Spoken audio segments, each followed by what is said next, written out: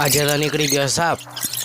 તો શું કે મારા કોલેજ આવો, તમારું બધું સ્વાગત છે મારા એક નવા મિની બ્લોગમાં. આજના બ્લોગની શરૂઆત થઈ છે સવારના ઉઠીને આપણે થઈ ગયા હતા તૈયાર.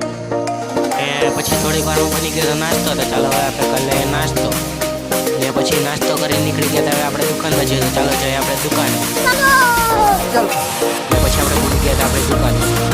ને પછી થઈ ગયો તો ઉપર, તો જવાનું તો જમવા, તો ચાલો જઈએ આપણે જમવા. ને પછી આપણે દુકાન વધારી નીકળી ગયા હતા ઘરે જમવા, તો ચાલો જઈએ આપણે જમવા. ને પછી આપણે ભૂલી ગયા હતા આપણે ઘરે. ને પછી થોડીક વારમાં થઈ ગયું તો જમવાનું, તો ચાલો હવે આપણે જમી લઈએ.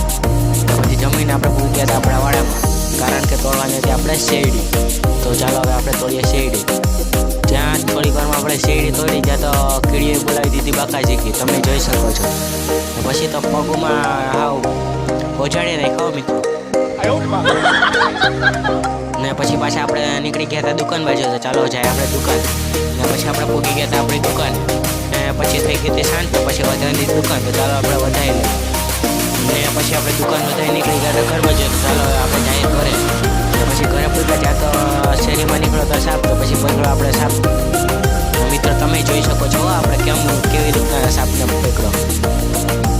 ગયેલા ગયો એલા એ ગયો આ પકડાઈ ગયો મિત્રો.